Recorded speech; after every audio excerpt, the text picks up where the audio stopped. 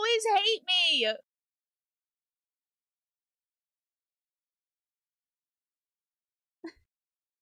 Every time, every time.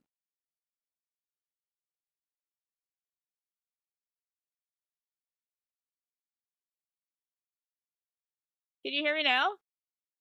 Can you? Oh my god, why does it do this every freaking time?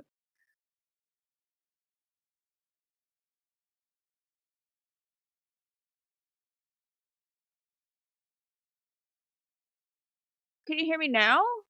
Does YouTube just hate me?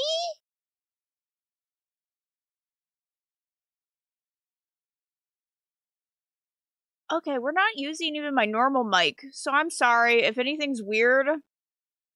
Okay, as long as you can hear me, that's all that matters. For some reason, anytime I try to do anything on YouTube, it's all messed up. But at least I'm not a hamster for the first 5 minutes, right? Like, at least I'm not a hamster at the end of the day. Hello, everybody. How are we doing? This book was a weird one. I really enjoyed this book. I think because it was so weird. It was definitely better than last month's books, but I don't think if we have one worse than last month's book, I will be genuinely shocked.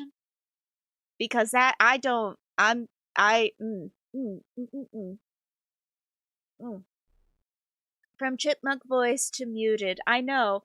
Um who would have who would have guessed? I really need to figure out how to highlight your chats in OBS because StreamYard also doesn't work for me anymore. I was like, I'll just do these through StreamYard. StreamYard said, no, you're not allowed to live stream. So I have to find a way to like highlight y'all's chats so I can make sure that all of your thoughts and feelings are getting properly seen. It's hard to believe that I consider myself like a semi-professional live streamer and I still can't get none of the shit right. Ever. I know YouTube hates me because I went to Twitch. I'm sorry if YouTube would like actually make their streaming service worth it and like actually make it user friendly. I would try. I would go back to YouTube. But YouTube is not streamer friendly. It's not very nice.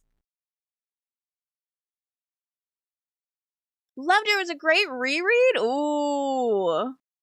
Yeah, it's not really hard to better last month's, but I feel now I've set this one I thought to me was so good that like I don't know, maybe the bar was just too low from last month. You're here to listen. That's fine. I saw we have a few listeners. You bullied and slandered StreamYard. Apparently, StreamYard was like, fuck you. This is what you get for talking shit. Alright, let me see. Friday, Amma, hello. Diana? I might be mispronouncing that, but hello. Hi, T. I see you hanging out with Dilly. Hi, Chrissy. Hello. Pariah's here. So many lovely Gavin's here. So many lovely people.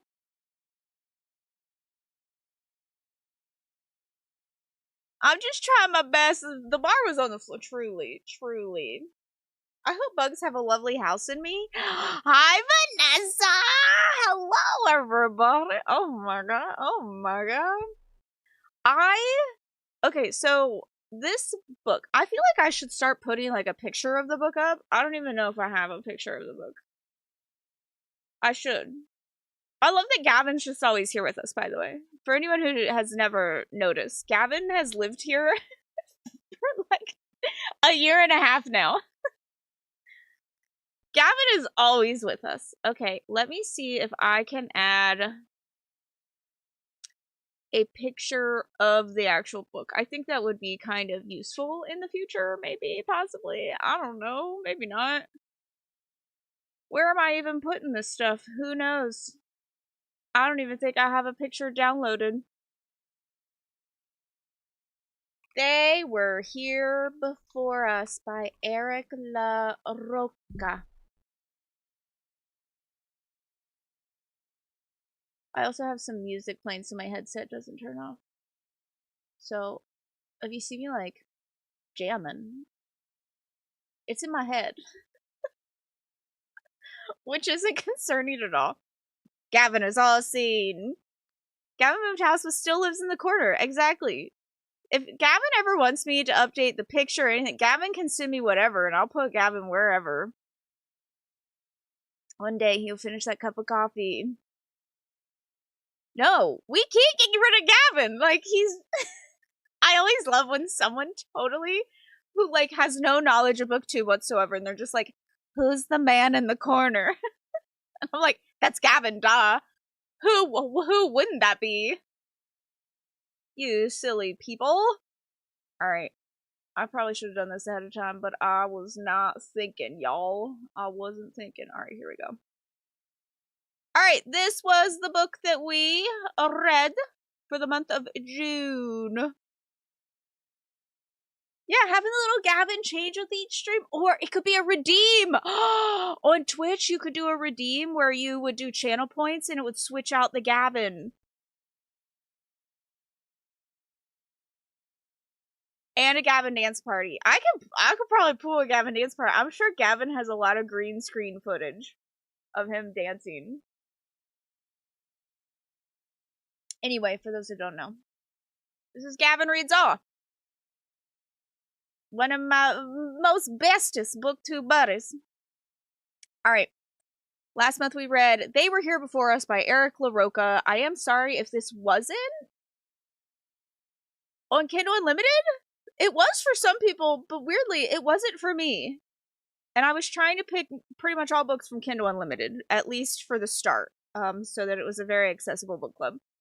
This is probably the shortest one that we've read to date, because it's more of a collection of stories. And even though it says it's a novella in pieces, I don't know if anyone else felt this way, but it felt very hard to put all of this into one world. Like, to me, a novella in pieces would feel like it's all part of a cohesive world, and I don't know, this all just felt a little not that for me. So this was more of like a short story collection. Ended up getting it for 99 cents, yeah. It was on sale, okay. Okay, alright. Yeah, I apologize, because when I originally picked it a few months ago, it was on Kindle Unlimited, but I guess it had gone off in that time. But thankfully it wasn't too expensive, and I'm sorry for that. Yeah, especially the mini month. Oh my god, yes, yes. So, I figure what we'll do here is that we'll go through a little bit and talk about, like, story by story. And then at the end, we'll talk about, like, the collection as a whole and, like, the interesting aspect of it being a novella in pieces. Hi, Chris! I'm so happy you made it! Alright, so I had a lot of thoughts for this one. One, because I think I am a natural world girly. I love animal anything. I love watching documentaries, animal documentary, nature documentaries. I always used to say that, like, I really wanted to become a nature, like, videographer. I don't think I could do it. Because, you know, the moment something goes to kill something else, I'd be like, no, don't do it! But still.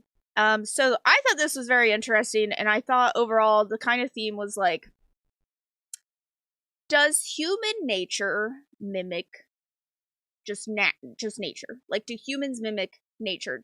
Are our behaviors learned from the nature around us?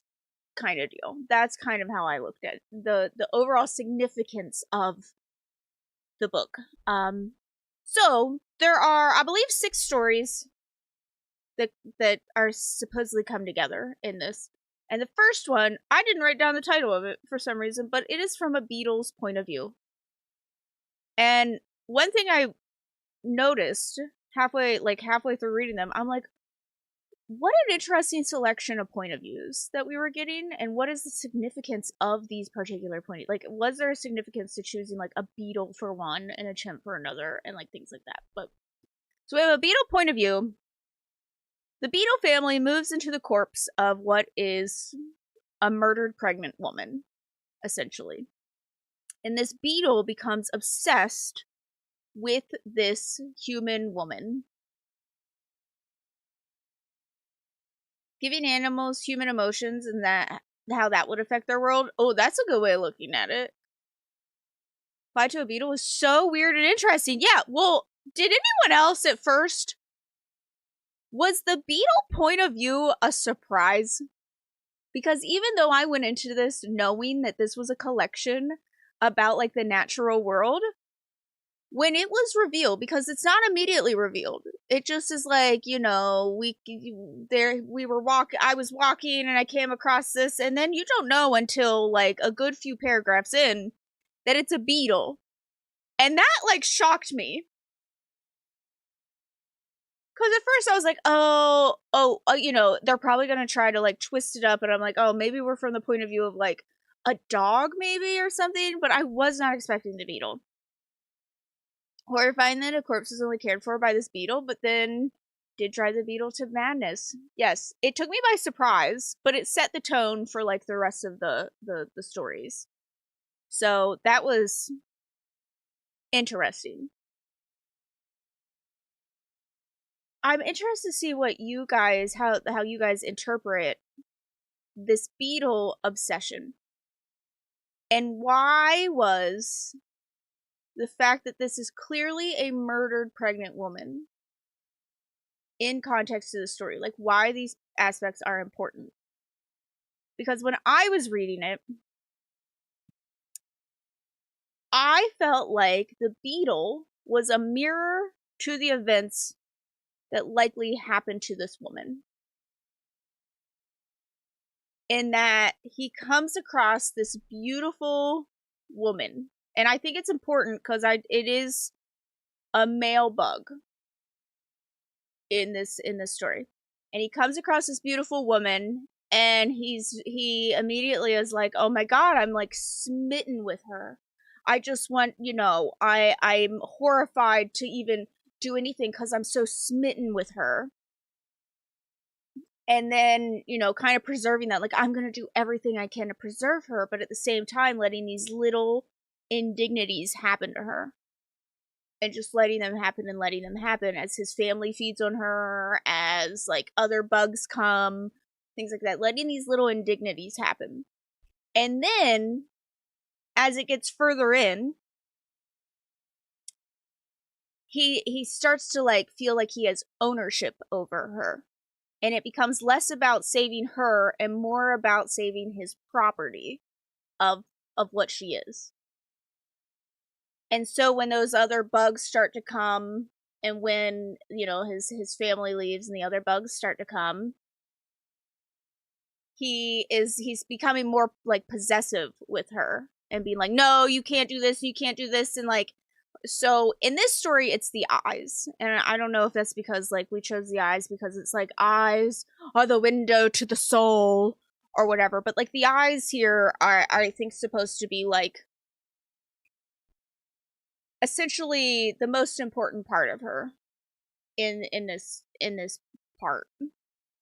I'm not 100% sure why, because I really thought it was going to be the heart, but apparently not. Apparently it's the eyes. So it becomes more of the ownership.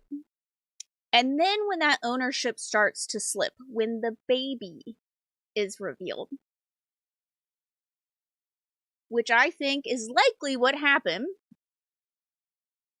with this poor abused woman to begin with, is that the baby is revealed.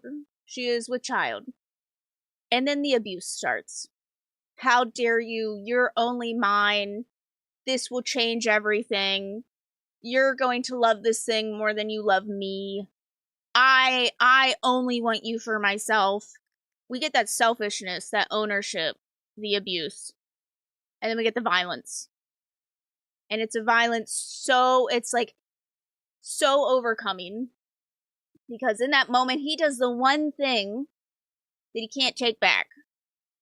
Because he's like, you will be mine, and that is it, and no one else can have you. And that's when the bug, at least, takes her eyes.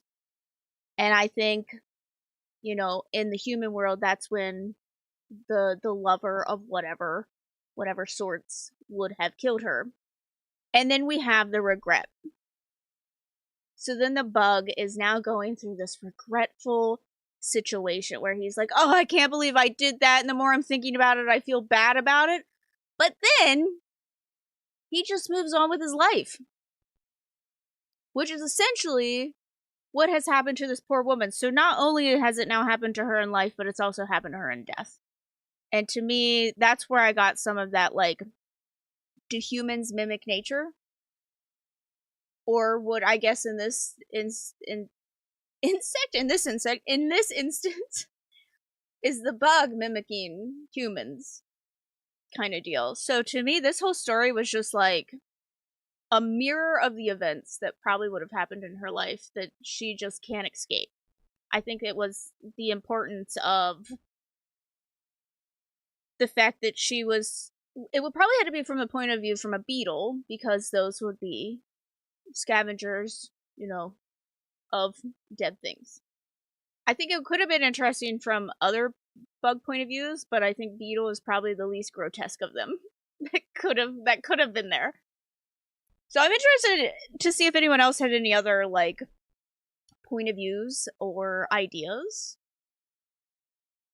In case of when you die, nature will love you. Oh, okay, yeah. So, like, when you die, you become part, like, I could see that. When you die, all of a sudden these so many creatures are like, oh my god, this is the best thing I've ever found. Like, I am fed, I am homed. Maybe the case of a mother. Maybe the fact that she is a mother is important because she is now essentially providing home, nurture, not exactly love, but to some degree she's offering these things to so many other creatures at this point. Because all the other point of views were just like, this is our home, this is what's giving us life. Yeah, how her murderer might have been obsessed with her. I mean, the fact that she's a pregnant woman dumped basically in the middle of nowhere is concerning. Because also the fact that no one comes looking for her, which means that it's likely she was very isolated in life. Never consider what happened before, only what happens after. I noticed throughout this story, Eric LaRocca really focused on in the moment and history of our protagonists play a large part, but we get so very little history. We have to put together what happened. Eric LaRocca gives us just little snippets of things that relate to a history, but that we get, like, we have to put it together in a way. Because I found that there's some stories later on, I found that more frustrating. Whereas these ones, I think it's easier to fill in because it's just kind of like things that you can easily, I guess, fit to something. Like this one, it's a brutalized woman. Snippets? Snidbits? Snippets? Snidbits.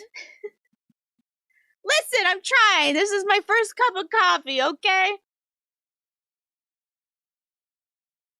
Yeah, so little context clues, but nothing spoon-fed, yeah. So many little context clues. Thought about how she ended up there, got pregnant, was murdered, but never thought about who murdered her. Yeah. I think it's important, because if it was a woman on the side of the road, I think the fact that she is pregnant is important in the context of this, because if it was a woman dead on the side of the road, I think we would know that it could have been anyone who would have murdered her. But I think the fact that it's a pregnant woman makes it a little bit more targeted.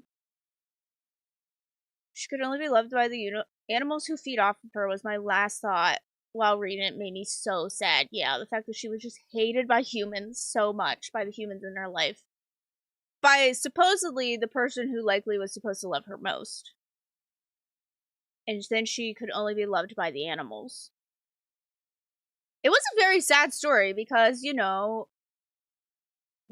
what? You come run the book talk if you're gonna make fun of how I say snippets. The beetle is willing to share her physically with other insects. However, when the baby appears, the beetle is unwilling to share her attention. Yes. I wonder if some of that is also a bit of a power play because he's like, I'm letting you. Like, I'm letting you share her with me. But then when it's the baby, he knows he has no control over that. Like, that baby is gonna, that's the world. That will become the mother's world.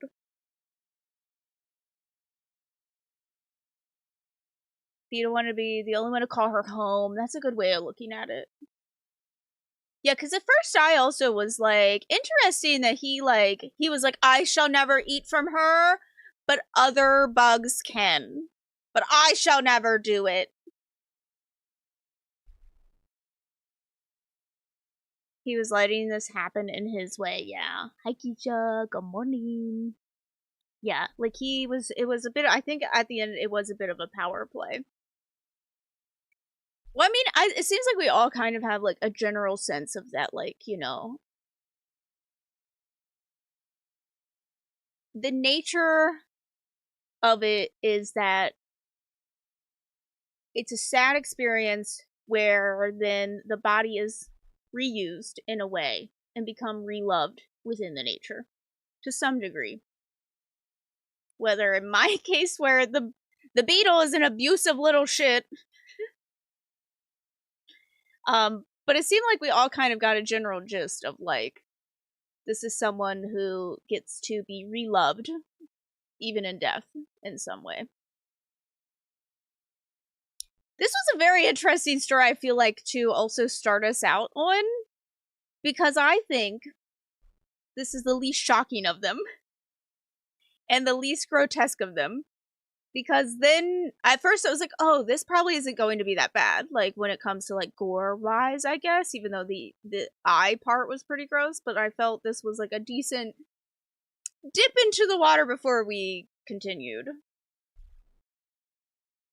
You all can eat my eyes! Yeah, it was a great way to set the tone for the rest of the book. Bye, Dilly. Thank you. Alright, the second one, though. We'll have to rate which stories were our favorite, I feel like, at the end. Hi, Tyler. The second one. Delicacies from a First Communion. This is from a chimp point of view. We know his owner has died. I think his name's Edgar. And he loves Edgar so very much. We know this. Like, Edgar has kept this pet chimp. The chimp says that, like, you know, him and Edgar, they love each other greatly, but then Edgar gets a new boyfriend, and Sai hates this chimp. He hates him. And he, like, puts him away, and, you know, the chimp is, like, kind of upset about this, and he's disgraced by it, but then Edgar dies, and Sai has left the chimp. And then we find out that the chimp and Edgar had a romantic relationship together.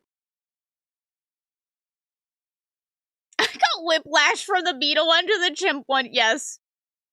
Sure did love his chimp. Hot monkey love, what can you say? He loved his chimp too much. Okay, when I started this one, I noticed that it felt like the use of language became more sophisticated.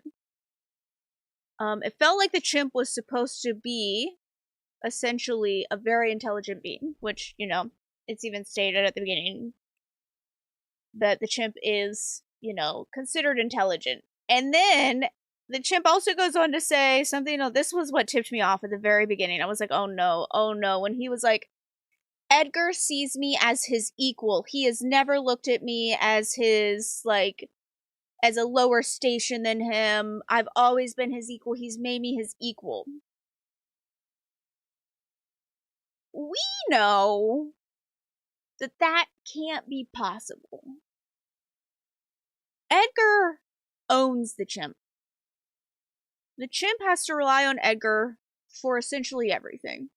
Edgar has the ability to lock away the chimp at any time, to starve him, whatever. We also know that clearly Edgar has used his power to likely form this relationship with the chimp. I don't think the chimp started this relationship at the end of the day. Like, he was likely bought for this purpose at the end of the day. So we know on some level that, like, there's a power dynamic that the chimp can't see. But I knew the moment he said we were equals, I was like, no, no, no. Oh, no, no, no. Don't tell me. Don't tell me this is coming.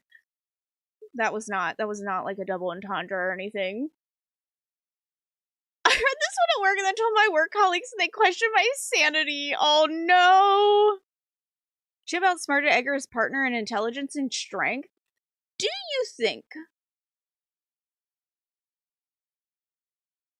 maybe not so much outsmarted, but so the chimp says he loves Edgar, right? He loves him. We don't see the chimp mourn Edgar. Whereas Sai is deeply mourning not only his partner, but also finding out that his partner had been deceitful. And in, like, a very wild way.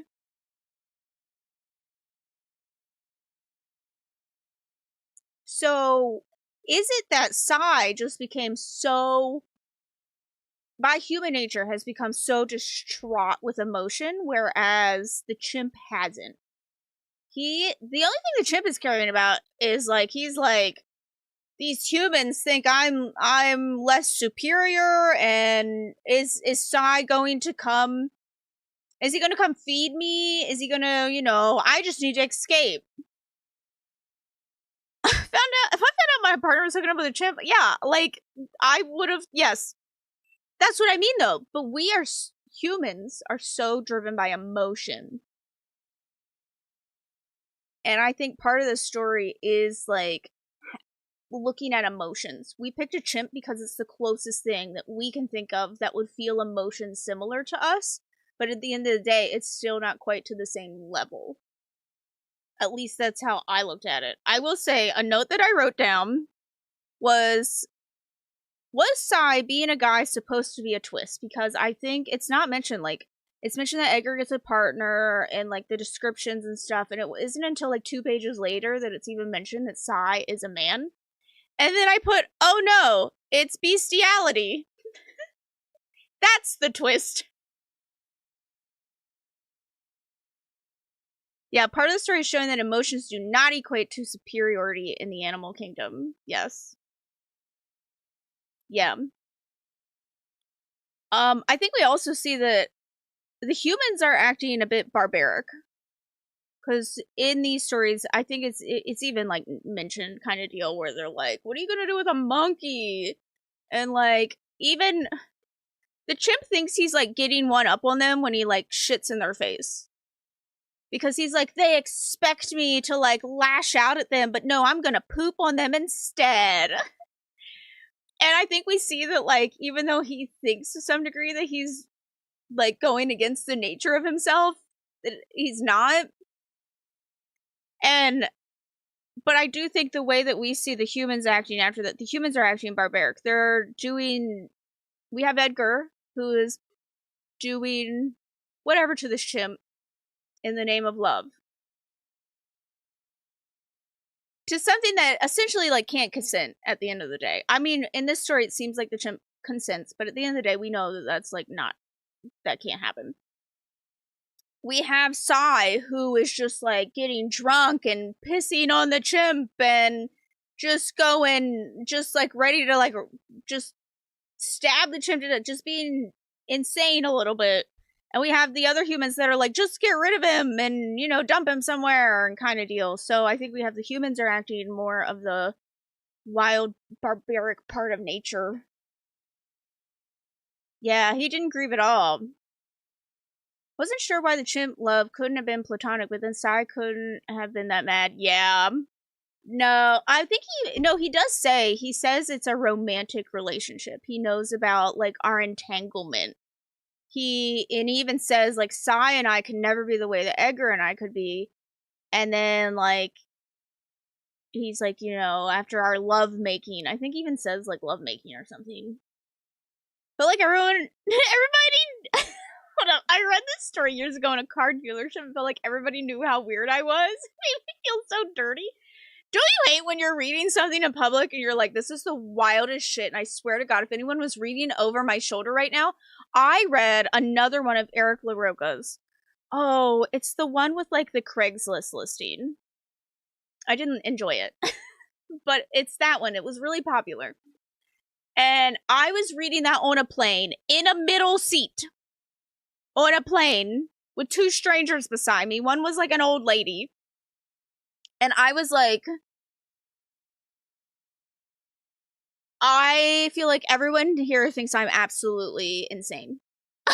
They're gonna be like, please get this woman off the plane.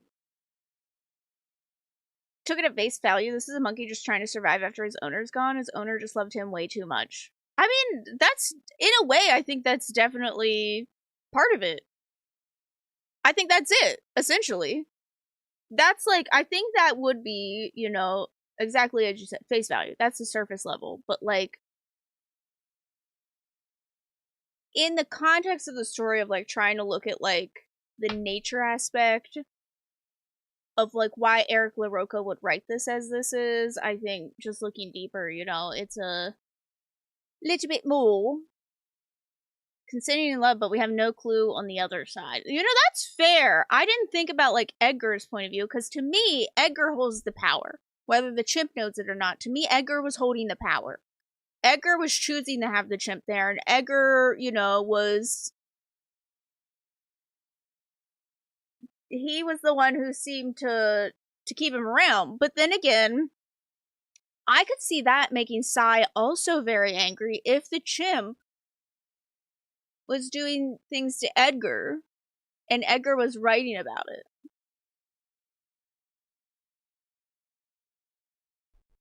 I always feel like when I'm reading wild stuff, people know, like when you drive by a cop and you think, did I break the law? I must be breaking the law. This book melted my brain. I felt like, what the fuck did I just read? Those are my favorite, though. I think I love satire. And a lot of this to me is a bit satirical. Felt so bad for the chimp being exploited all his life and abandoned by his owner to someone who hated him and was never going to take care of him. Yes. Yeah. I think to some degree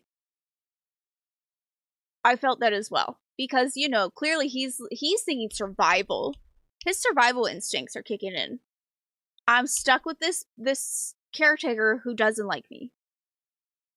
I've lost the one caretaker who does actually love me and wants to keep me around. He knows that he is weird and like no one actually wants him. Almost childlike, which makes what Edgar did even more predatory. Yeah. I think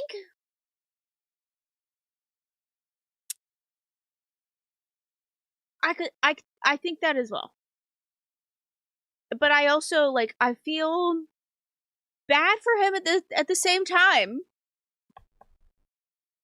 Ownership and love. First two stories really show that to me. Oh yes, ownership and love. Like, the first one, you know, we have essentially what I would think is ownership and abuse, and then we have this, which is just like predatory in a way.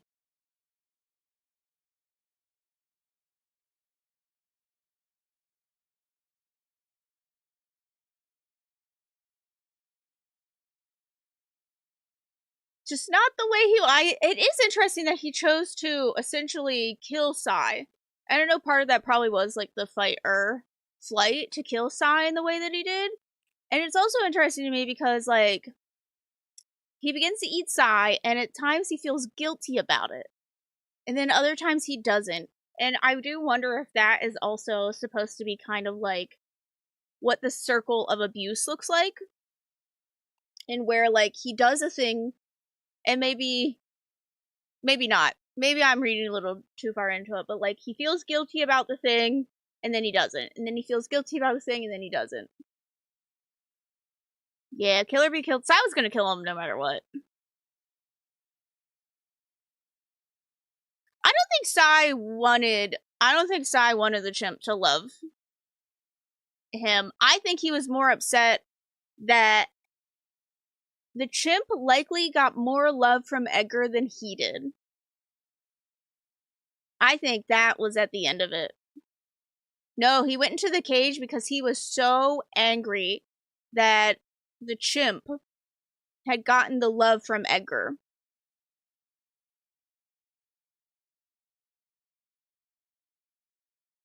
Yeah. Wouldn't the keys be on Sai's body? Yes, I also thought that. I'm like, he had the key. Like, the whole thing was that he locked the key from the inside as well, I think. So he had the keys on him. That's fair, Friday. Some of the things are a little hard to, like, read and understand when they're pretty subtle as well. But I think maybe that's also, maybe the monkey isn't as smart as he thought, where at the end, because he's like, I have defeated the humans, I am better than the human, and then we know that he's not. Because he's still stuck in a cage. With the means to get out. He could climb out of the top of it, it's just that he was like, well, there's spiky things up there. I can't think of a way around that. I saw the keys, but they disappeared and now they're gone. Yeah, he was smart, but not on the human level. Sai was Edgar's booty call. He was used to keep someone responsible for the chimp. Even, yeah, so that Sai had to take care of Edgar if he wanted money or anything. Yeah, that's true. That's true. Aren't chimps supposed to be great with tools? Only if they have them. If they don't know where to find them, I don't know. I think it was just more to say that, like, the chimp wasn't as smart as he thought he was at the end of the day. Like, I don't necessarily think anyone in this story is, like, great. I don't like Sai. I don't like Edgar. And I don't particularly like the chimp. I feel sad for the chimp. But, like, in a pity sort of way. Not in, like, oh, I'm so sorry for you. But more of, like, oh, God. You poor thing.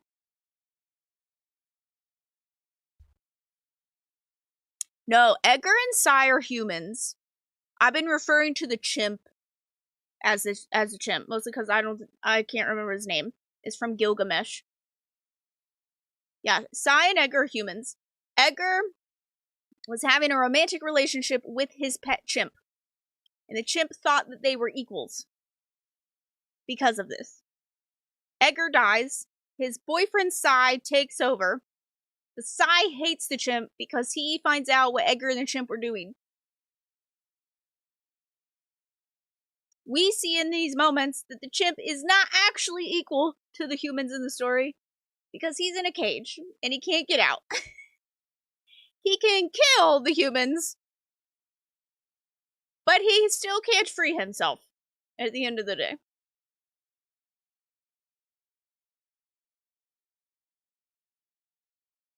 And that's that. I just wasn't expecting. It was interesting to me that the title of it was called Delicacies from a First Communion. Because at first I was like, that's an interesting title. And I figured blood would be involved at some point. But I'm not really, like, 100% sure why this would be the title. To me, it felt a little off. But maybe it's like, the chimp thought he was, like, entering his next life or something. I don't know. Eating the blood and body. Oh, that's fair. I didn't even think about eating blood and body of the human for the first time. That's fair. I didn't even think about that. Thank you so much.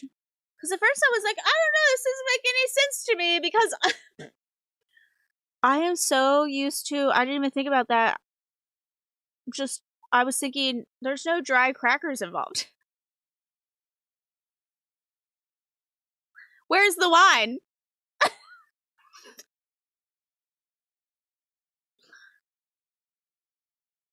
Listen. Oh yeah, Yes, no, I come from a very religious family, so the fact that this didn't even connect now makes me no one Grandma, if you're watching, I'm just tired. As if all of this isn't any type of thing. Okay. That makes a lot more sense now, and I get it, and now I like the title. That's a very good title. Alright. Moving on to the third story. A god made of straw. I did somewhat make more of the religious connections here, as you can tell. Alright, this is from a bird point of view. Ellie, read any book. Where is the wine? Don't listen. I googled. Okay, so we're gonna do a little side quest here for a second. I was playing with my friends yesterday, and it was around noon, and I said, is it okay to drink a glass of wine right now? And they were like, well, it's past noon, sure. And I was like, okay, I'll open white wine. Because white wine is for the day, and red wine is for the night. And I just thought this was a thing. But apparently this is the thing that I've just made up in my head. Because I tried to Google it yesterday after my friends were like, yeah, that's not a thing, basically. It's not a thing. But it sounds like it should be a thing. Just saying.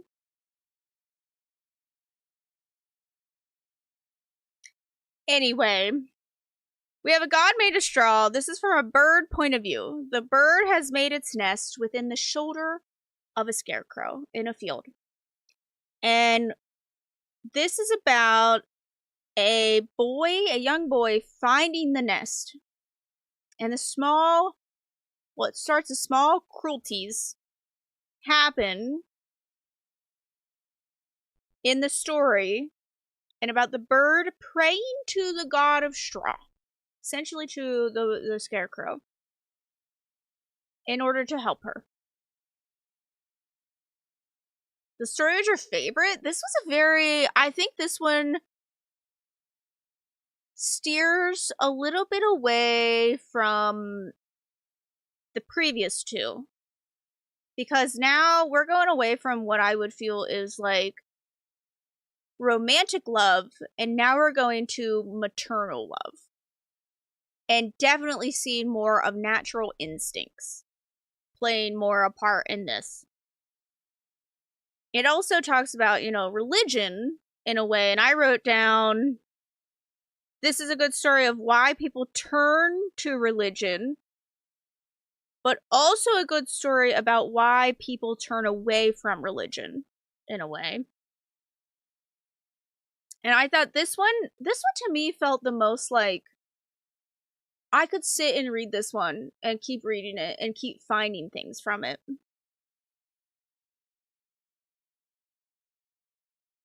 See how terrible humans can be? Feel like God themselves and how they treat animals. Yes, like they play the role of God in a way.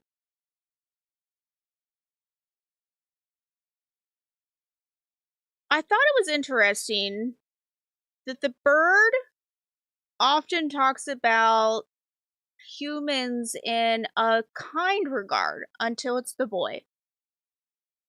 She's like, the curiosity of humans and children is fascinating. And, just like, I love it. I love seeing them wander the world. But then when it comes to the boy, we now have this fear. That curiosity is no longer just curiosity anymore. It's a cruel curiosity. And we see more of that nature when the bird is like, oh, she's also like, they're so brave and they're courageous when they do this. And then she is looking at the boy, at the humans up to this point, as almost like this very, something to look up to, essentially, in a way. Because then when something's happening to her babies in the nest, she's like, I wish I had that courage. And I wish I could go do that thing, but I can't in this moment, and I'm stuck here watching this happen. Like, watching the bird's point of view, yes. Oh my god, it made me think of all the times as a little kid. I never crushed eggs. But all the time as a kid, like, hunting down nests and just wanting to, like, you know, stare at a nest, essentially. And how many times I likely stressed out a mom bird who was, like, in a tree, like, oh, what's gonna happen to my babies? What's going on? And I think there's, I don't know if it's actually true or not, but, like, you know, if you touch anything within the nest, a lot of times the mom will just leave and never come back. So I was always very big on, I never touched any of the nests. I'd go hunting for them, but I wouldn't touch any of them. But, like, how many times, like, just humans have done that? The bird not being able to stand why the boy does what he does, whereas we know it's just a young boy curiosity, and then seeing that escalate to a horrific act. Yes. Yeah. So, the first time this happens, the boy crushes the egg, which we know is likely curiosity. He saw the egg, he pulled it out, wanted to see what it was, probably didn't really think, you know, was just like, oh, that's what that does. I think he even puts the egg back, which I think to me means an innocence in it. I'm pretty sure he put the egg back. He crushed it, he put it back because he was like, oh, that, I did that.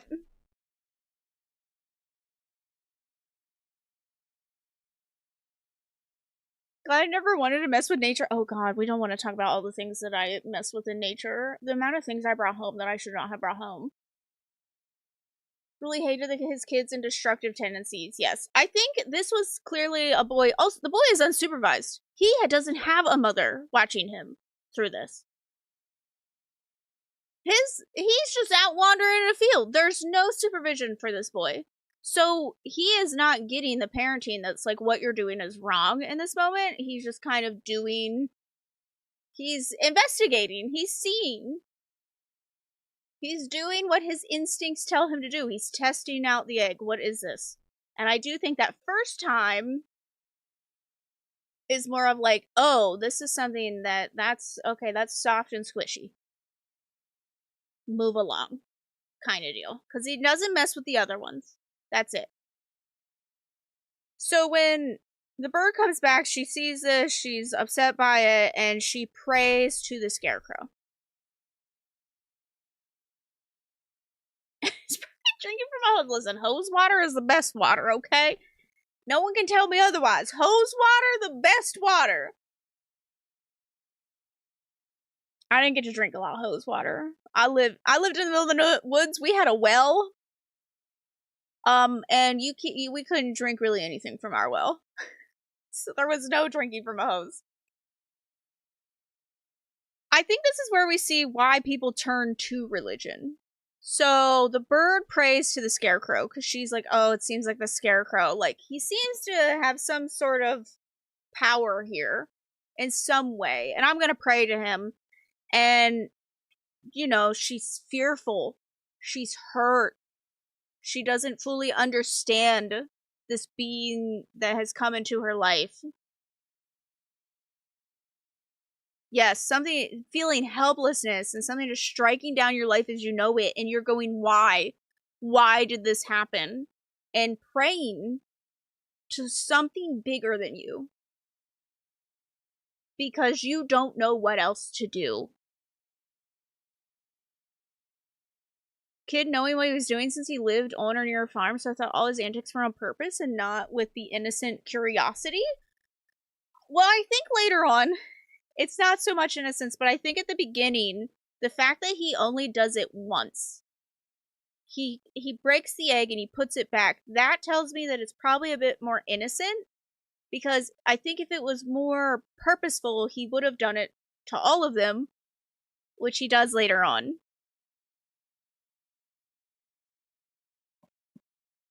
Thank you so much for the $2. 4th of July, I did plant care for 7 hours on the 4th of July. But listening to this discussion makes me wonder about how humans try to assign meaning to actions that we can't explain, even if it was just for no reason. Are you trying to tell me that I am trying to justify everything? Me? A neurodivergent? Trying to justify everything? Imagine! What do you mean you don't have any thoughts in your head? Could it be me?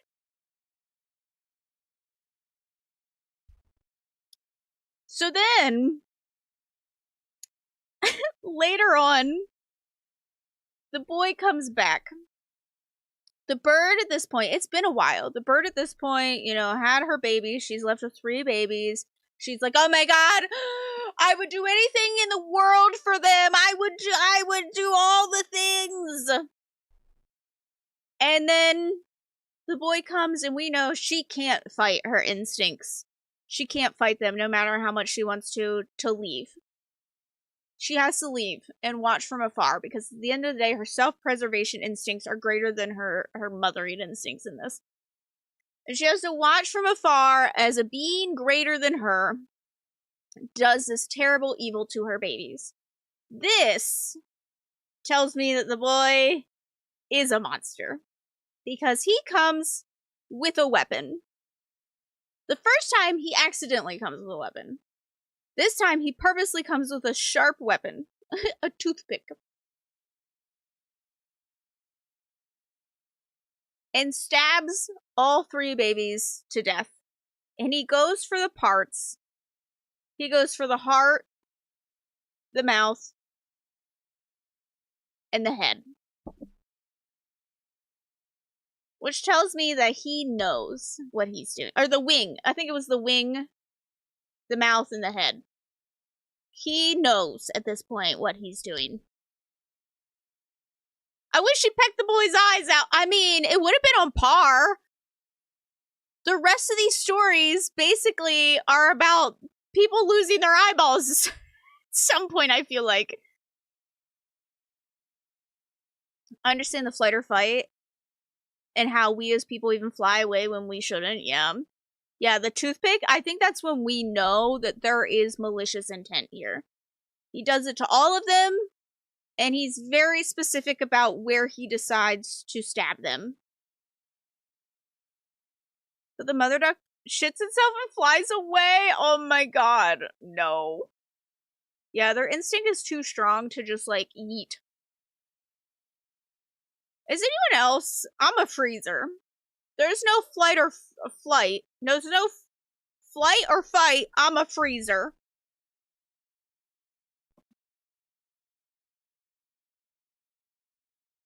That's me.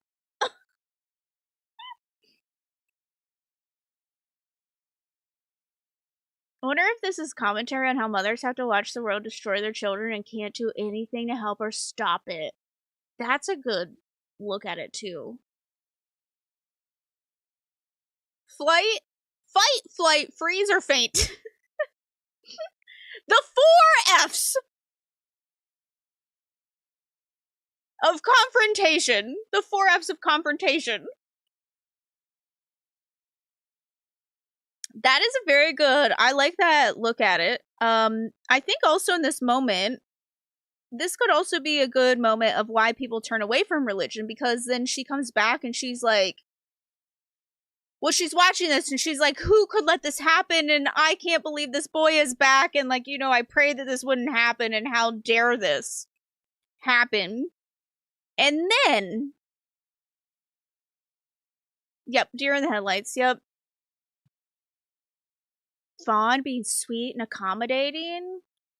Oh, that's only if I'm being... Oh god, that's gonna sound bad. It's only if I'm trying to be a bit manipulative.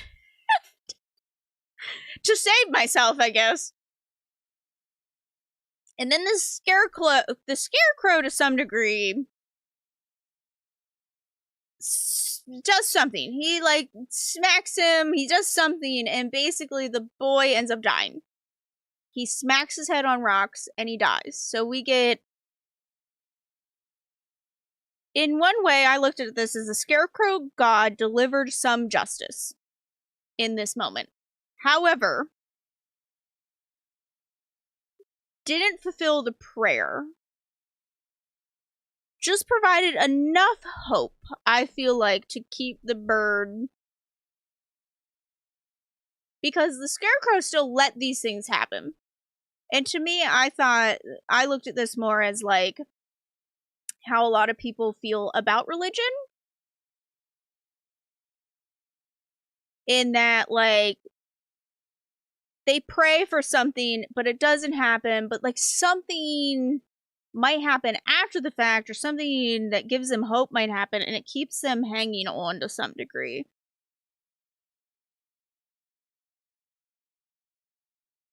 Scarecrow moving and being alive is such a good twist. It really is. Is this where the Scarecrow move, or did his arm just slip from... No, I think we know that the Scarecrow is alive, I think. The bird interpreted as divine intervention, because I also thought, I was like, okay, the boy slipped, was my immediate thought, but it's the last line of the story where the bird feels a straw hand pat its head.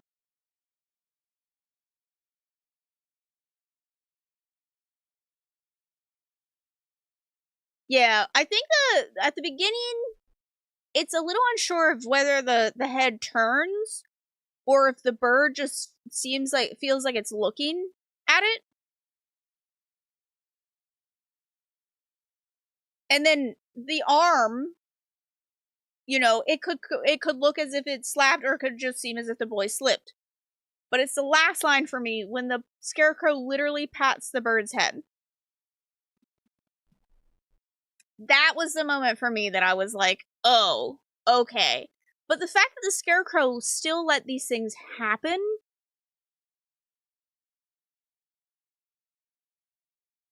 I think I don't know.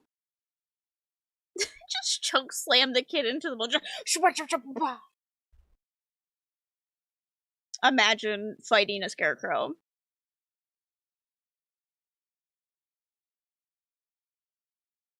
Maybe the bird just felt the Scarecrow move and tapped her, or if it was just falling from the boy grabbing it, or the wind. Oh! Maybe. I don't know if it would be a pat, because you think of a pat as like an up and down. Maybe if the wind blew, if it was falling over, I don't think it would be so much as a pat as it would be like a brush. Scarecrow God is evil. Just give the bird a sample pat on the head. Felt like it patronizing. Yes, it didn't feel comforting to me. I felt that the bird, to some degree, would feel comforted, but to me it would be false comfort, because the Scarecrow did not actually intervene when was necessary. The god in the story did not intervene when necessary. I think he does use his words wisely, so a pat, yeah. A pat does imply purpose, yeah. Most of the words feel very intentional. I think there was only one part where I was like, this is a weirdly worded sentence. And it fell off, but that was just like a nitpicky thing. I can't remember what it was. But for the most part, I'm like, these are very specific terms being used. Like, there's some that are like a play on the point of view that we're watching. I think in the next one, Bird and Bug. Oh no, on the fifth one, Bird and Bug, it talks about how Bird kisses Bug, and it says Bird pecked Bug on the head. So, like, I do think a lot of times the words are very purposeful. I don't know, I just thought this one, to me, felt the most, like, again, that I could sit and read it. I think it could be just looking at nature, the instincts of nature. Is it because man, you know, was built for cruelty in some way? We are one of the only... Well, I wouldn't say we're the only ones, but, like, I think we have a better understanding of doing cruel things for the sake of doing cruel things. Whereas in nature, a lot of times, the cruelty is happening because it's survival. It can be a look at that, the nature of the way that we are built. Yeah, we understand good and evil to some degree. It could be a look into religion.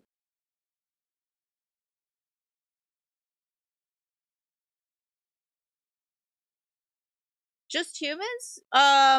Sorry, the bug and bird one is. I'm still talking about the god made of straw with the bird. The actual bird. We think we understand good and evil. Okay, well, I mean, that again, good and evil comes from, to some degree, religion, which would be what, morals? And then ethics comes from, like, your perception of good and evil. Nature is cruel by design, man is often cruel by choice. That's a good look at it.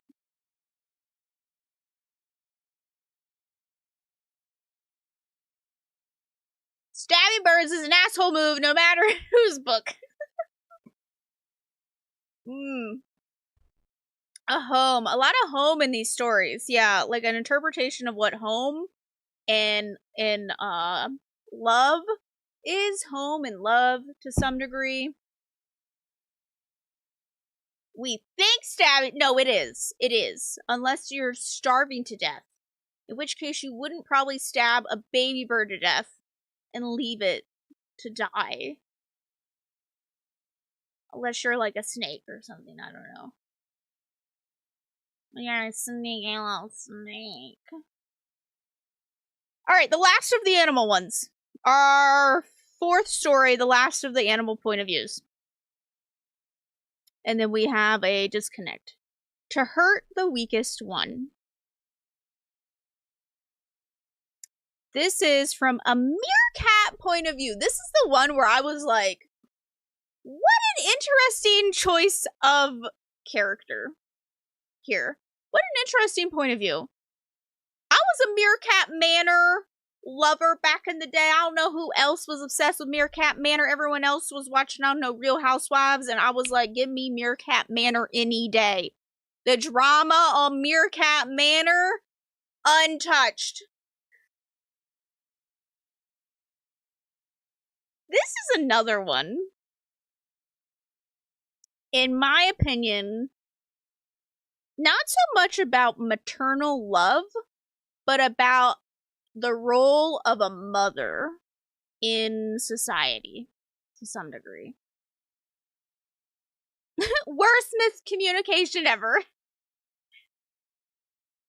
Anyone? I don't think I realized that meerkats did this. The act of which this meerkat does. But I've had hamsters and mice. And anyone who has had hamsters and mice who have given birth at some point know that they will eat any sick young. And that is to keep the sickness from spreading to their other babies. It's so that they can reserve resources for their other babies. It's just a thing that they do when they feel like an unhealthy baby has been born. Yep, rodents eat their young. Yep. I'm glad humans don't do this either, yeah. Yeah, I had 36 hamsters growing up and a few mice. So I was well acquainted with this. I kind of knew where this was going immediately. I've had to witness this firsthand, unfortunately. So, this is from a meerkat point of view. We follow a female meerkat who, her original colony basically was like, you must be strong in order to survive, and anything other than that, you gotta go. She moves into a new colony and marries, or I guess, well, I don't know about marriage. She breeds with a very strong male within this community, but this community believes that everyone in the pack is equal. And everyone should be loved, and everyone has a place within the colony. And this is kind of like unfamiliar to her. No, I think all the other, the chimp one had a name, but I can't remember what his name is, because it's a funky name. From Gilgamesh. But this was the first one where, like, all the animals have names and, like, interact with each other. This is the first one where I think there's multiple ones that, like, deeply interact with each other. Because in the beetle one, we get that the idea that the beetle talked to his parents and his siblings, but, like, not really. Socialization, because the mom comes in from a harsher society, the one she marries into. Yeah. The conversation about birthhood and motherhood, no, everyone expects mothers to do so much with sometimes not enough help. Her pride of being a strong survivor herself felt tarnished from this little guy. Yep. Yeah. It took definitely, I think it was essentially, she took this as a personal, her giving birth to a runt. So what happens is she gives birth to a runt. And her first thought is, ooh, gross. I'm a strong, independent woman, and I gave birth to a runt? She takes it as a very personal offense to her character. And then doesn't fully understand the fact that, like, everyone else thinks that she needs to care for this. So, of course, she's like, I think this was a look into some of the ugly thoughts of motherhood. Because so many women go through postpartum depression and do so without other people really fully understanding or knowing that they're going through it, and they often don't have the help that they need. I think we've seen so many stories coming out more recently of women going through postpartum depression where they are just like, they're being so mean to their babies without fully understanding why to some degree, because they don't have that health and that health. They don't have that support that they need to some degree, and they don't have the help that they need. And I think this showcases some of those very ugly thoughts of motherhood of like, why did I give birth to this? Where is this child's place in the world? How am I going to care for this? This is now my whole new identity. Kind of deal. Yeah, there is no humans in this one. Which is interesting because all the other ones had a human to some degree involved. This is the first one where there's no humans at all. A lot of mothers also don't care for or like their children, expect society or family to raise them instead of being the supportive network to make the child stronger and happier. Yep, their entire life becomes about the child and caring for the child. We also see the ugly expectations of motherhood, where the father is even like, well, I'll go with the rest of the children, but you need to take care of this child. This is you. This is on you. You need to do this.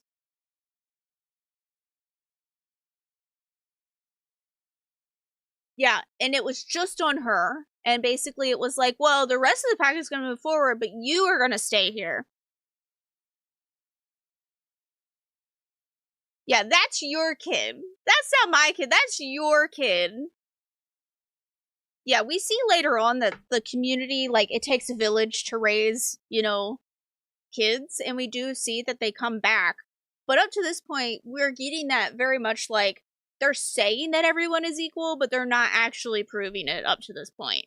We aren't seeing that up to this point, and neither is she. She's coming from a much harsher colony that is like, if you're weak, you will die. You don't belong here. We also get some of the hypocrisy. Hypocrisy? Y'all know what I mean. You know what I mean? I can't pronounce words, but you know what I mean. Where they are like, everyone in the colony has a purpose and a worth. And we see at the end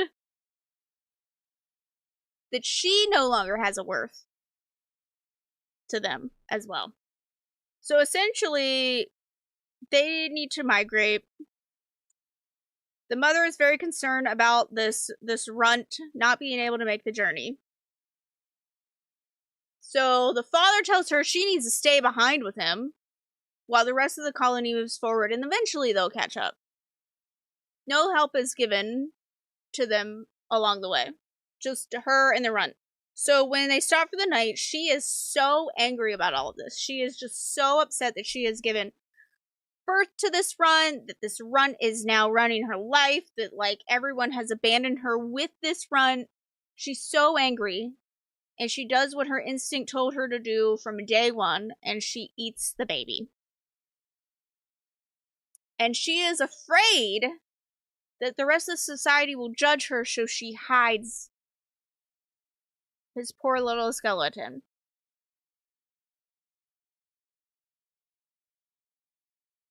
And at first she even says, if I take any longer moment here to think about it, I probably won't do it. But in the moment, she's not thinking about that. She's just thinking, this is what needs to be done. This needs to happen. I need to get on with my life.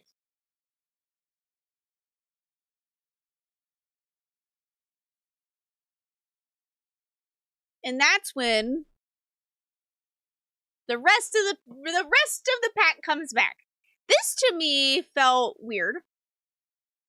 That they seem to have a change of heart at some point, because they weren't willing to stay with her the first time. They weren't willing to help her at any point, it seemed like. And then out of nowhere, they decide to come back for her in the run. And they're like, oh, we're going to hang out. It's not like, go away, Stream Elements. We've talked about this. You're not even supposed to be here, Stream Elements. At some point, they have a change of heart and they come back. Now they keep talking about how like everyone in the pack has like this role to play. But they never gave her a role other than mother. And then they come back and decide that she's not worth it either. Surprise, bitch, we back! Thought you seen The Last of Us!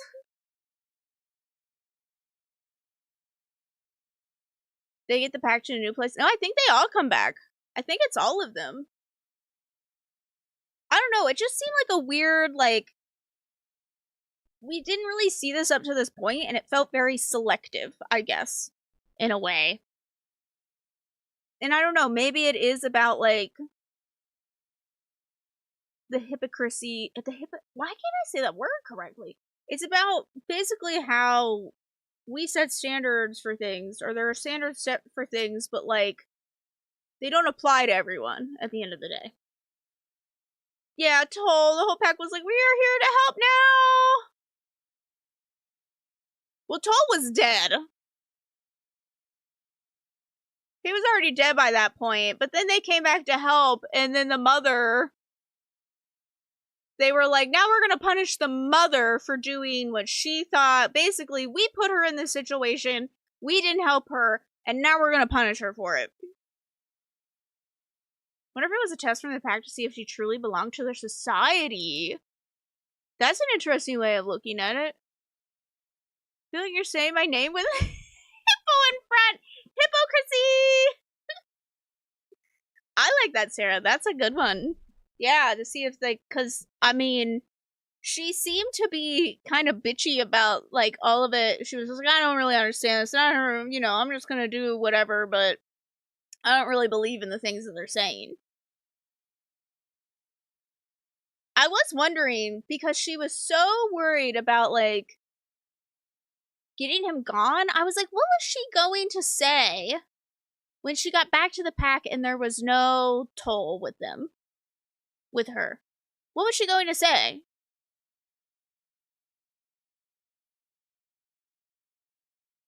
Ooh, she said her child was the weak one, but in this society, she was the weak one. That's a very interesting look at it. That makes a lot of sense. She was the one who stuck out more than anyone else. And it was really her who, you know, technically she was the run of the pack. She was the one holding them back because she could not accept their views. So instead of being loving and understanding, she was the one being a barrier for them. Assuming that everyone would act like her old group, yeah. She just was not willing to learn their ways. Instead of going, alright, everyone has a role in this society. Where does Toll play a role? What is his role? How can I train him for his role? So I was learning from the societal lens and indoctrination of a larger structure. That makes a lot more sense.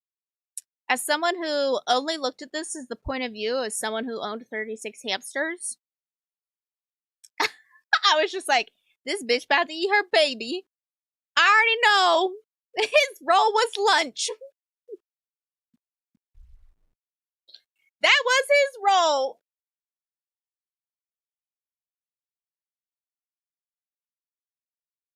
I think Sarah's point of view, I think, is probably the better one, and I can subscribe to that one. I like that. I like that the mother was probably the weakest of them all.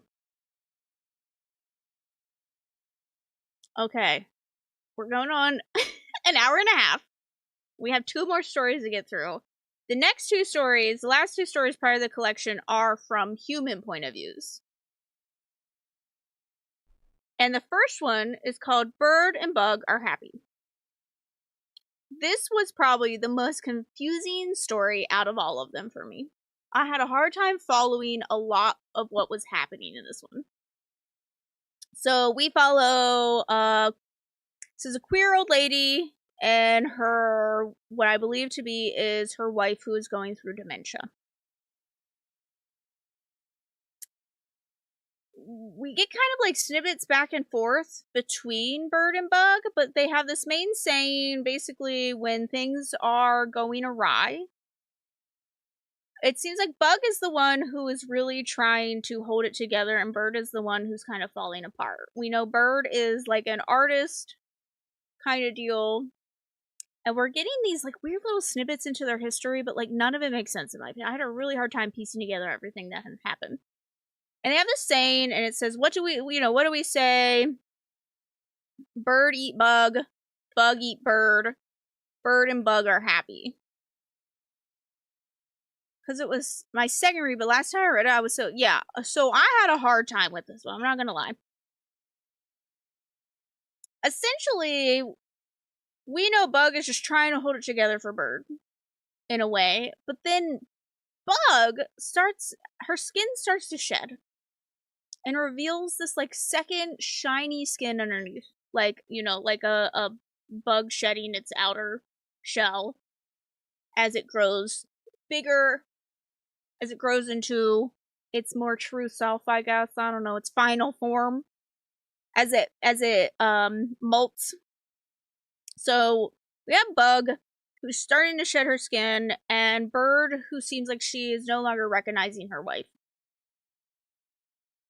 And we find out that Bird brings up, essentially, another person named Violet at some point. And Bug has a lot of confidence issues with Bird bringing up Violet, which makes us possibly assume that maybe that Violet had been lovers. But then there's also a point where it's like Violet ruined their lives to some degree. And I do wonder if part of that is that Violet was the one who outed them. Because the beginning of this is basically about how society just wants to cleanse queer people from the world.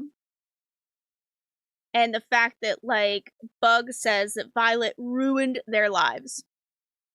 But there's also a constant mention of Venus from Bird in her moments. And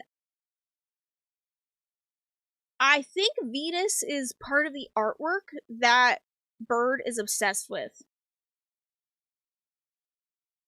Bird cheated on Bug in her sickness. She would bring it up to hurt Bug. Bird was sick and was trying to hide it because she didn't want Bug to know.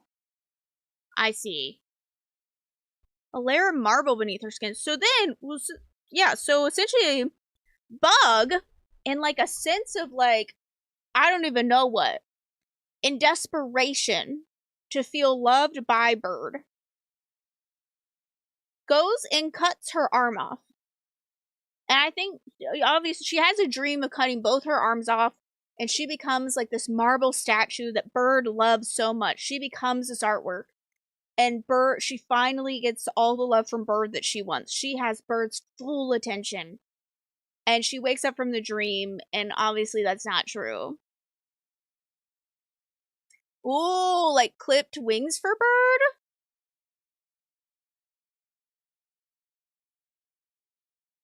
I think it'll make more sense. Well, I guess if Bird is constantly admiring Venus, it would maybe feel like clipped wings. Bug wanted Bird to love her and worship her, as when Bird used to when Bug is in her artwork from when they were younger. Yes. Yes, there was definitely that, like, Bug wanted so deeply for Bird to admire her. Like, she knows that she's old, and that they've grown old, and clearly there is this untrust between them. Violet has caused this untrust. And Bird is sometimes using that against Bug. So one of the things that I wrote down was Bird eat Bug, and like, how does this apply to the story? And to me, was Bird was slowly picking away at the confidence of Bug. To some degree, was eating off of Bug's love in a way, and constantly using Bug to take care of her, and Bird was just slowly picking away at this confidence of Bug and feeding off of that. And then we have Bug eat Bird, and this, I think Bug was trying to take away just some of that madness from Bird. It was constantly pulling what she could to keep Bird basically herself. And to some degree, that was taking a toll as well. And Bird and Bug are happy.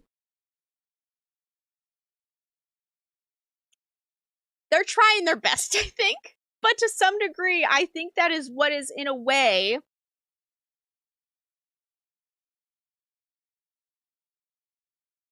in their way, they are trying their best to balance this. They're trying to feed each other in what they can. Every time they say their phrase, I thought, what does Bird get out of this deal? Because the other thing, I mean, if you think about it in nature terms, Bird eats Bug to stay alive, right? But Bug doesn't eat Bird until Bird is dead.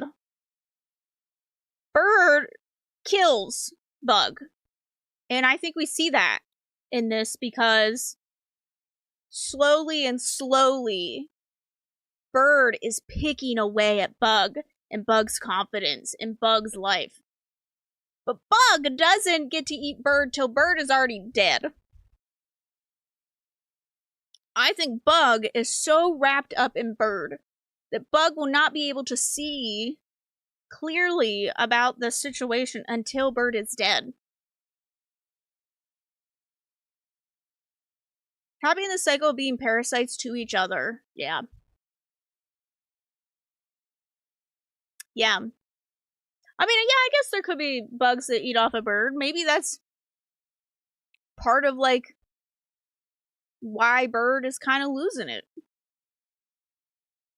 Slowly and slowly. Then is Violet a flower? I don't know if Violet's really anything in this story. Violet's probably just another bird. The Bird and Bug, yeah, this is where we get Bird, which is interesting to me, that Bird and Bug are the cover of this. Also, make note of all the eyes. Lots of eyes being eaten or taken in this story. But Bird and Bug, which is interesting to me because I'm going to be honest, I think Bird and Bug are one of my least favorite stories of this whole book. It's not my favorite. I was a little confused. I wrote down, who was she talking to at the beginning? Was that herself? Was that Bird? Was she on the phone with someone? There's like this whole weird conversation at the beginning where she sounds like she's on like a hotline. And I was too lazy to go back, honestly, and reread it to figure it out. I just really was really focused on the Bird eat Bug, Bug eat Bird situation of it all. There was snippets into the past that I wasn't fully understanding, like the Violet situation. I'm like, I don't know, this could be an ex-lover. But to me, it sounded like the rage sometimes was more because Bug talks about how it destroyed their lives and that they can't show their face at work, which made me then feel like maybe Violet outed them instead. But then I don't know why Violet would be writing to Bird. It's not the strongest. I think the best stories are the animal point of view ones. Yeah. The beginning was intentional, but I didn't get it. I didn't get it either. I had a very hard time understanding, like, the weird hotline conversation that was happening. And of course, then I kept waiting for, what kind of point of view is this from? You know, we had 4 stories from an animal point of view, and then we go to a human with And I just thought, here I am, I'm not gonna lie, the beginning of it, because it's like, Bug sits back in her chair. I'm picturing a fucking beetle sitting in a chair, like, on a phone drinking coffee.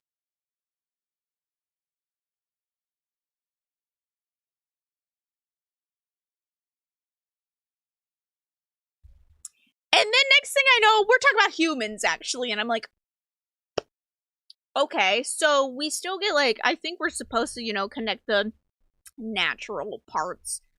But also interesting that, I mean, we've had a bird point of view. And, I mean, I would say a beetle. When I tend to think of a bug in this situation, I tend to think of a beetle. I'm not picturing, like, an ant kind of deal in this situation. I just was really confused by the hotline part. I think if the hotline had started at the beginning and then we had it at the end, some sort of segment to tie it together at the end is like the opening and the closing to the story. 1-800-BUG-LINE. Does anyone watch Dropout? And has anyone seen one of their latest Game Changer episodes where Brennan Lee Mulligan is playing Bug with a big ass? Because I pictured Bug with a big ass for half of this story. Seen a Beetlejuice when it's a big beetle sitting in the chair, yes! Can I tell how accepting their sexuality becomes challenging and confusing? It just was like a weird snippet to add that just provided like no context for me. None. And I guess maybe it was to enter that monologue that was like, society hates queer people. But also, what a weird thing to add in there.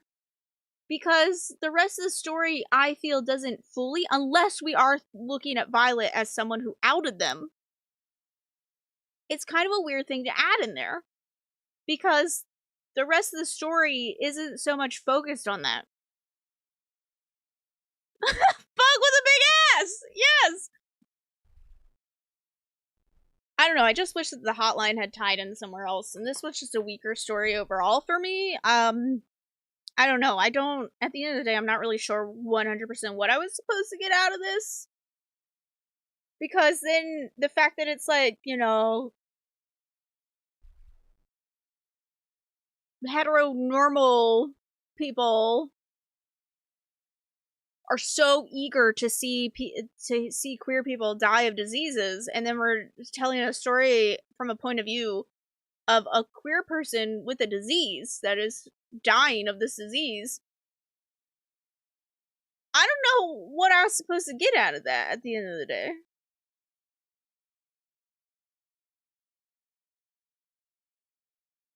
It's another point of view on twisted obsessive love, yeah. Yeah, I don't know, because I'm like, I don't feel joy reading this. Because I thought the whole thing was going to be like, you know, straight people love watching this happen. But I don't think anyone reading that story. And I don't know, maybe that was to call people out, but like, I don't know. I also think the message got lost. I'm not too sure. I honestly think there was more trying to happen in the story that just didn't connect. And at the end of the day, I was just looking at it as what is the symbolic relationship between the fact that one is called bird and one is called bug. And I think that could have been it.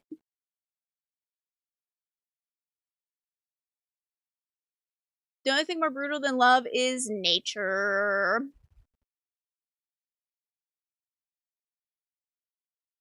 Oh, the only thing more brutal than nature is love. Yes. Let me just read that all backwards. Let me just read the whole thing backwards.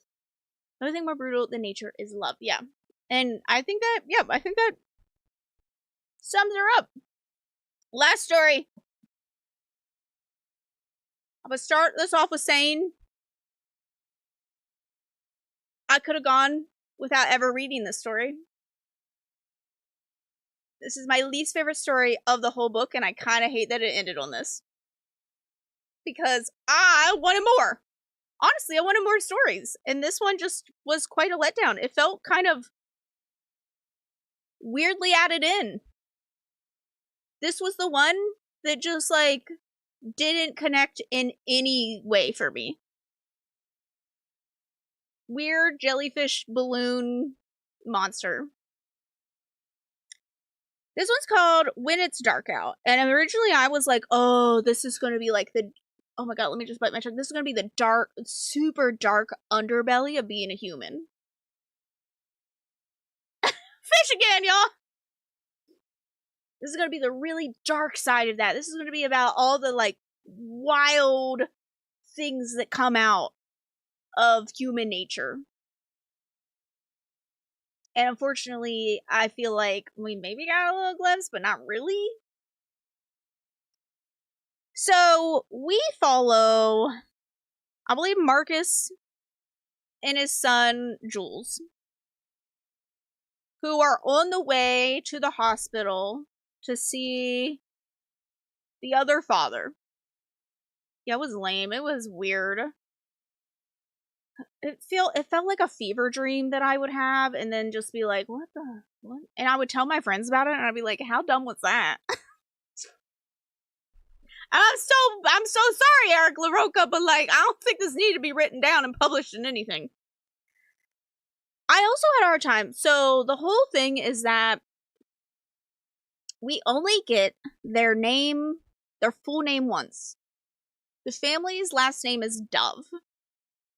I could not connect the word dove to any part of the story. Could not tell you.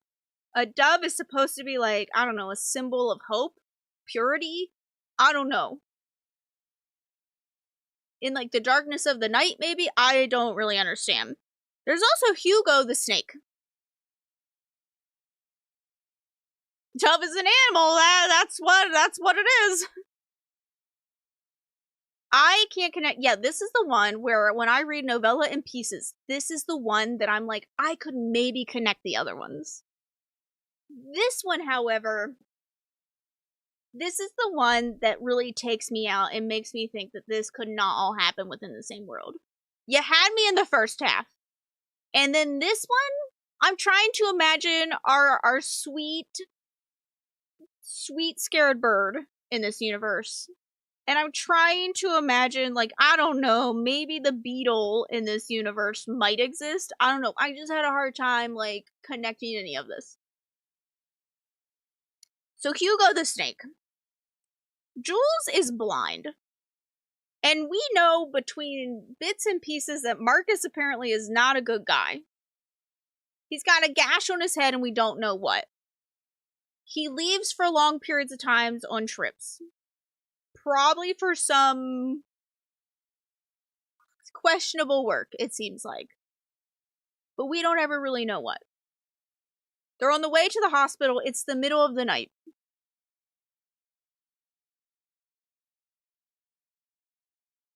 We also get the sense that Marcus and Jules do not have a good conversation. Marcus talks to Jules not very kindly most of the time. It's very, like, snappy. It's mostly ordering him around. He's telling... It starts out with, he's telling the boy to get rid of his pet snake, who he clearly has an attachment to. He's like, you must release this thing. Which is weird because, like, at this point, we know that Jules has had this snake, it seems like, for a while. Jules does not call Marcus dad. Ever.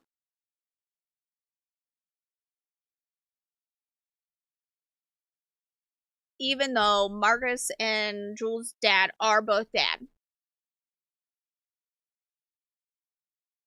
Marcus does not want to be a father. No, and he, later on, he talks about that, about how basically he's like, my husband wanted to be a dad so bad. He doesn't ever mention himself. He doesn't, and then he's like, and then Jules came along, and, you know, he's so much responsibility, and, oh my god, like, I have to care for him.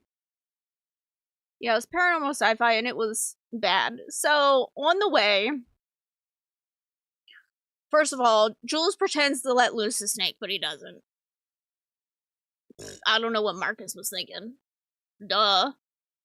I think this shows that he does not spend time with his son. To think that his son would just, like, let the snake loose.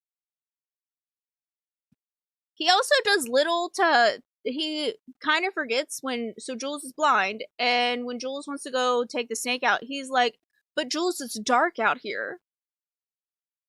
And we see just how little Marcus takes in the fact that Jules is blind and has been. How big or small? To me, it fit in his hands. So it was likely like a little, like a baby corn snake or something. It wasn't like a python or anything. Just something that fit in his hands. I just thought it's just a whittle thing. I don't even think it's necessarily a baby. I think, there are very small snakes that you can have as pets. That's maybe just because, as someone who knows way too much about pet snakes. Oh, because at the end of the story, yeah, I think at the end of the story, I mean, I don't know. To me, fit in his hand. I don't know. So they go to drive along, and one part that I did know is that Jules tells the snake that he is a good monster like him. Which means Jules believes that in some degree he is a monster. And we have to wonder where that feeling comes from, to some degree, and why he is so attached to a snake of all things. So I think to some degree there is that. Yeah. Because I thought later on, we were going to get to see the dad in some human nature, like, act like a snake, but I feel like that is not what we got at all. So, Marcus sees a balloon along the road. I don't know. Weird. At first I was like, okay. Marcus makes him feel like a monster because he's in love. That's what I'm wondering. Like, Jules has been made to believe that he is a monster. Which makes me think that, Marcus or someone has made him feel this way.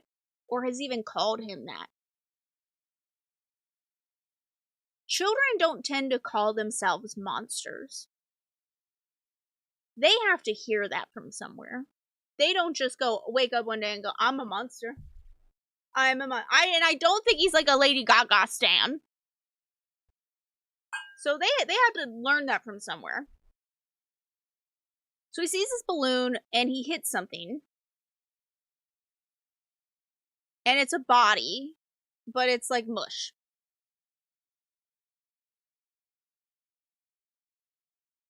Absolute mush. And I thought what was going to happen, so his cell phone falls out of his pocket, and I'm like, oh my god, they're gonna pin this murder on him, right? And this is how it's all gonna play out, and we're gonna see where, like, he now becomes, like, the monster of the story, but not really. This is, like, he's actually the good monster all along, or something. No.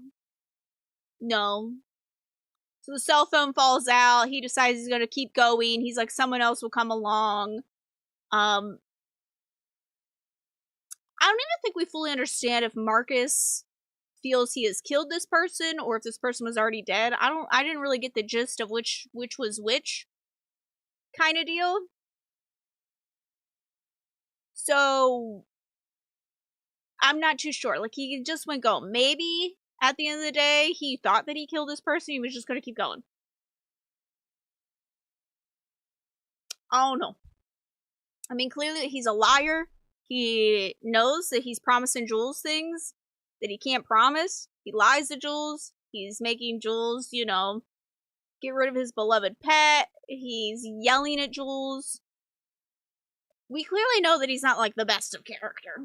So then he gets to this phone booth. There's a teenager inside. And he's like, what's going on? And the teenager's like, if you look at it, we got some Bird Box stuff going on here. If you look at it, you'll turn to ribbons. Stay down. Marcus, in my opinion, spends way too long in this phone booth for someone who has a child in a car. Right beside this phone booth, or this toll booth, whatever the hell it is. It's a spaghetti monster. That's what it is. He spends way too long in this toll booth.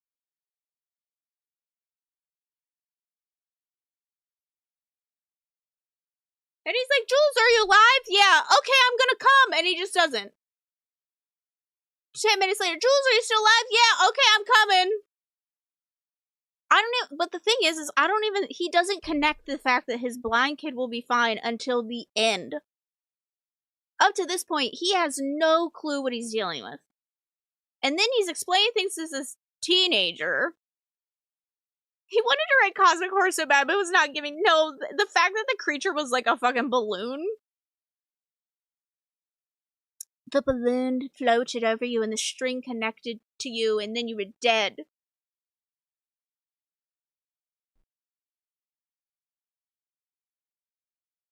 Well, then he's explaining things to this teenager, and this teenager is just saying the craziest things. He's just being so homophobic, and he's like making jokes, and I'm like, I'm sorry. Teenagers are mean, but this is so greatly exaggerated. We have a teenager who has just been brutalized by some monster. He's looking at the only person who may be able to save him in this moment. Because moments before, he's like, you gotta help me, you gotta help me, you gotta help me. And then he's gonna sit here, he's gonna ask about these stories, and then he's gonna make fun of this man that's with him. And then he's gonna give up Jules for bait.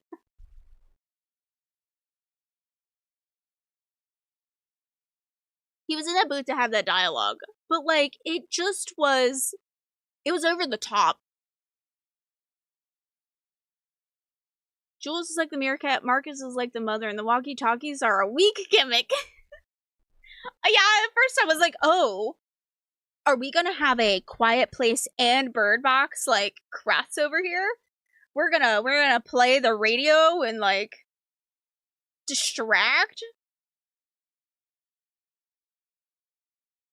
Most of the teens I teach are incredibly supportive of others and make fun of homophobes now, so I wasn't buying. I think, too, is that, like, teenagers are mean, but it's normally coming from as someone who was a teen, a lot of the time it came from a place of insecurity and jealousness. And most people do not actually say homophobic, especially teenagers, don't tend to necessarily say homophobic things to your face. And not so like in a incredibly tense moment. And when their lives are on the line. Yes, it was just it felt like it went on forever, right? Honestly, I felt like I was reading Stephen King again. The man writes so much, yet so little. I felt like this was Stephen King. A teen whose arm is unraveling. Yeah, like it just felt very over-exaggerated. And in a way, I think, like, Marcus is supposed to, like, have some sort of wake-up moment here. And eventually he does, but it's only because, essentially, a teenager has made him make a choice. Because the teenager has basically said, okay, Jules, step outside so this thing can kill you. And then Marcus is like, suddenly I want to be a dad! And then he makes one of the more ultimate sacrifices and loses his own eyes. And it's not even from a point of view of trying to understand his son at the end of the day. It's not coming from necessarily a point of love. It's because a teenager prodded him so hard to get to this point. He provoked him into this. Could he have just closed his eyes?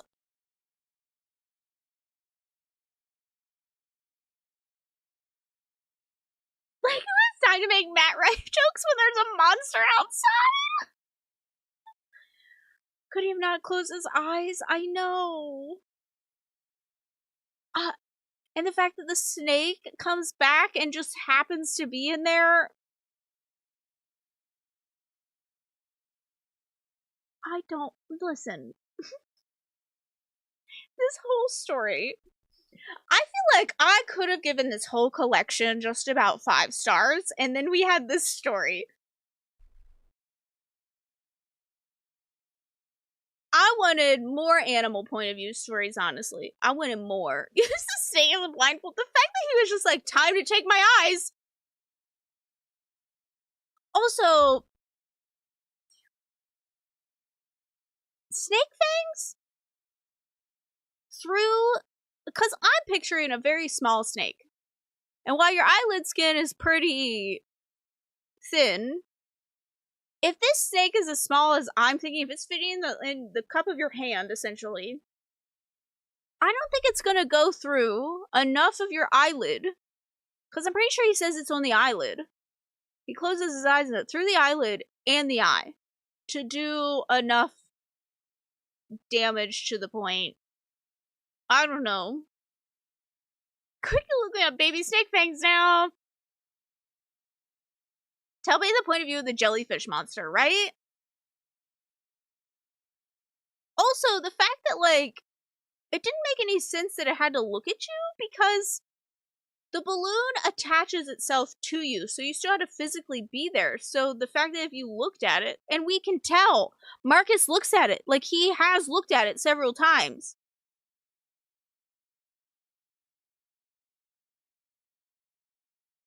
He saw the balloon going down the road. He's kept track on it. He sees the shadow coming. I don't know. This one just didn't make any sense to me. Like, I don't know how I was supposed to connect it in any way, shape, or form to anything.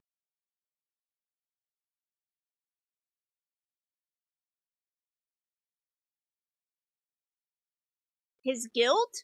I don't even know, because he's guilty about the things that he did to his husband. He's guilty about having a child. I don't know. Like, is this a great cosmic being? Why is he using a human object to trap people? It just like, all of it was so weird.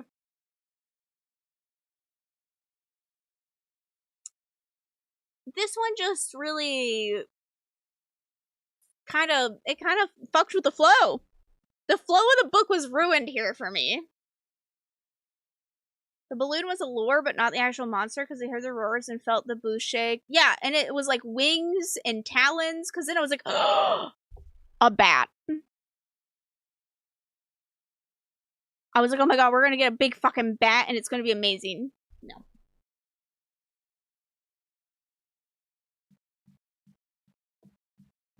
So it's not really a balloon with a silver ribbon? Please don't keep saying it. Yes. Yeah. It's gonna be Mothman.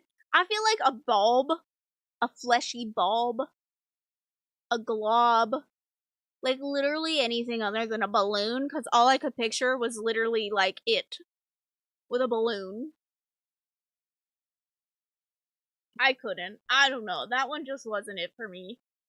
I don't know how to connect. They were here before. Were they here before us? Clearly, unless they like were dormant or coming back. Was it supposed to be like the humans were here before like this new thing came along? I don't know. Like, was it saying that eventually like humans will also be like the under species? They will no longer be the top dog? Why does the toll booth have so many balloons around? No, let's not talk about taking your son to see your dad die. Yeah, not having explained it. Like, literally, I think it just goes to show that he just doesn't really understand or respect his son at the end of the day. He's not willing to be there. He's not willing to understand anything. Like, he even says, you know, my dads didn't kiss until my other dad was in the hospital. Marcus didn't kiss his husband or his partner until he's in the hospital. Yeah, without an author's note, like, I just don't understand it in the timeline of all of this. It doesn't make any sense.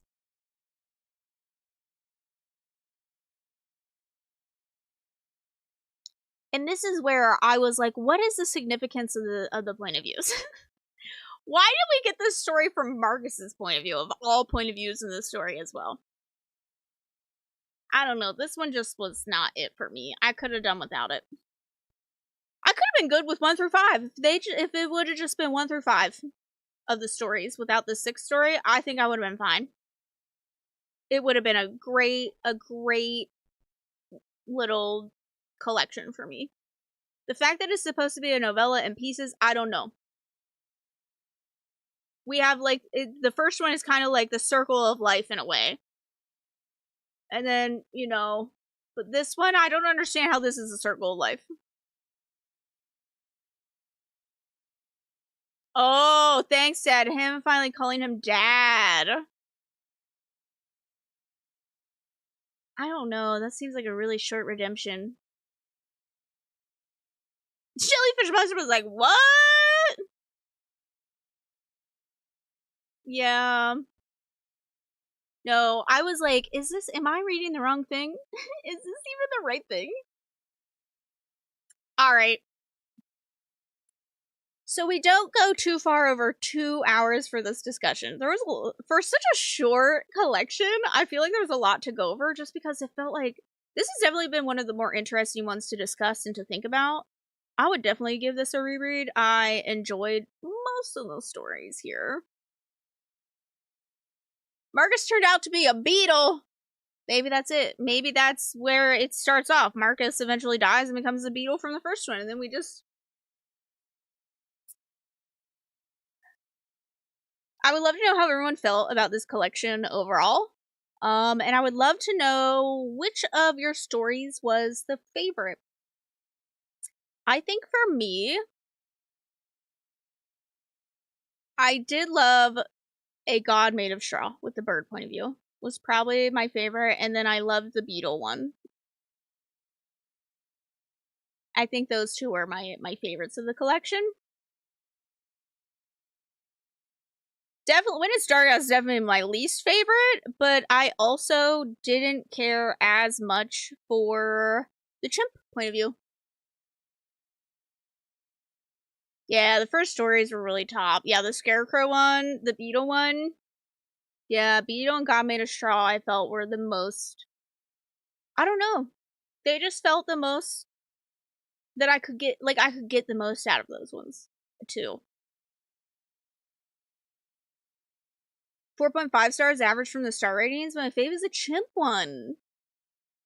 The one that stuck with me years ago. Interesting. Yeah, the last one just sucks. I would give this collection probably like a 4. Maybe even a 4.5. That last story, though, really, really drags it down. Beetle one was my fave. It's a good one. I'm glad that it was the start of it. What a strong start to a story collection, because I have felt a lot of times when I read collections of short stories, especially when they're just by a single author, not necessarily when it's multiple authors and it's like an anthology, but when they're collections by a single author, they tend to put a weak one first. And I'm glad that this one started on a very strong point. This was very good. I enjoyed. If Eric LaRocca would like to expand on this, like, I do think he has a bit of a calling for, like, this nature satirical line. If he continues to write from the animal perspective, or the other living form, it'd be interesting. I would love to see one from, like, I don't know, a fungi perspective. I just love fungi horror. What do they call it? Sporer? I love sporer. So maybe that's just me. I didn't know what to think about it. That's fair. Skin Was Once Mine and Other Disturbances. I love the first one in that collection. Ooh, okay, I have to look. I love a good short story collection, and this one. This is a good one. Alright, alrighty, Roo. Alright, next month, or I guess this month, we are reading... Also, I'm sorry that I had to move the... Oops. The live show for this one up a week. Hopefully next month it should still be the second Sunday. Unfortunately, I'm just going to be very busy next week. And I will be sending out some different ideas, selections for coming up. We can do some voting. I'm going to be reaching out to some possible co-hosts to figure out what books we're going to do for kind of the rest of the year. Yeah, I would read a whole book of bugs from him. Like, it was so good, the things that he wrote that were like that. And it's just, he included humans, and then it all started going downhill. Yeah, so this month we are reading, one moment, we are going to be reading Dirty Heads. Oh my god, why did that get so big? Holy shit. Alright, this month we're reading Dirty Heads. Right now I have the live show currently planned for August 11th. Noon EST again. I'm gonna be honest, I don't remember anything about this. The story of a boy who dreamed of becoming a man, but dreamed of a monster instead. You're on the run, marked. Don't think about the kid you used to be when you're homeless and dumpster diving in the rain. Just eat whatever you find to keep your engine full, because a shadow with too many teeth wants you tired. Ooh, it's good, but so that's our thing here, apparently. We just really love weird things. LGBTQ cosmic coming of age in Australia. Well, our favorite ones so far, I feel like, have been more cosmic, except for the one story today. Because I enjoyed the first one that we read a lot. So hopefully, this one has a cover that deeply intrigues me. Such a good cover. For those who don't know, I don't know if Discord will work here if I have a Discord command. If not, I should have it linked down below. If you want to join the Discord, oh my god, it worked! Would you look at that? We've had quite a collection, but if you want to join the Discord, we do have a whole section in there that's just for books, and you can actually have a role that will only alert you for when people talk about books. And we do have one specifically for the Tiny Terrors Book Club where you can drop suggestions. And we also have different threads there where you can talk about the current read. Things like that. So, I don't know. Wrong way. Everything's mirrored. It's fine. But that's what we're going to be reading next month. I'm also going to try to update the story graph more. For those who don't know, I am quitting my job. And starting late in August. Hi, Beebs. Starting late August, I will be having more time for content creation and stuff, and hopefully I'll be able to keep up on all of that. But thank you so much for hanging out, friends! Thank you much. This was a fantastic discussion. I had a lot of fun with this one. I feel like I'm going to be thinking about this one for a long time, and it's probably going to be one that I'm going to recommend to people in the future. So thank you so much for reading this with me. And I will see you guys in the next one. Okay, bye! Where's my end screen? I don't know.